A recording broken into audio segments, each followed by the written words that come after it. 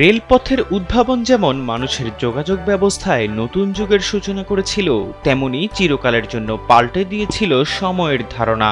একসময় মানুষ সূর্যের অবস্থান দেখে সময় নির্ধারণ করত, তাই প্রতিটি শহরে সময়ের নিজস্ব মানদণ্ড ছিল। এক শহরের সঙ্গে আরেক শহরের সময়ের কোনো সামঞ্জস্য থাকত না।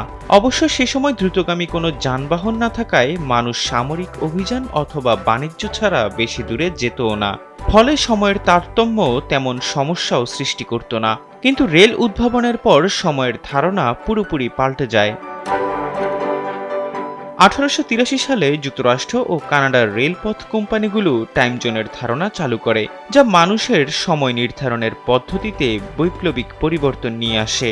এবার ব্যাংকও আপনার হাতের মুঠোয়। Balance transfer, mobile recharge, bill pay থেকে শুরু করে যা চান সব হবে এক মুহূর্তে।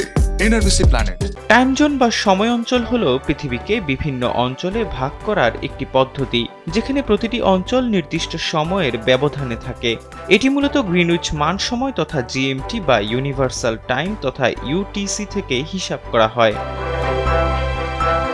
বাল্টিমোরের বি&ও রেলওয়ে জাদুঘরের প্রধান কিউরেটর জন গোল্ডম্যানের মতে 1800 শতকের মাঝামাঝি সময়ে যখন রেলপথ বেশি জনপ্রিয় হয়ে ওঠে, তখন একটি সমন্বিত সময়ের প্রয়োজনীয়তা দেখা দেয়। এটি শুধু দক্ষতার ব্যাপার ছিল না, বরং এটি জাতীয় নিরাপত্তার জন্যও জরুরি ছিল বলে মত তার। এ সময় স্থানীয় সময় পরিমাপকগুলো রেলপথের জন্য বড় সমস্যা সৃষ্টি করছিল।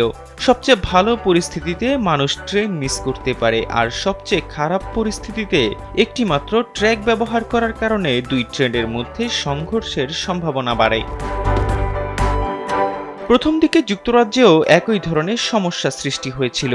ভিন্ন ভিন্ন শহরের রেল স্টেশনগুলো স্থানীয় সময় অনুযায়ী ট্রেনের আগমন ও ছেড়ে যাওয়ার সময় ঠিকমতো তালিকাভুক্ত করতে পারত না। ফলে 1847 সালে ব্রিটিশ রেলওয়ে একটি একক রেলওয়ে সময় গ্রহণ করেছিল।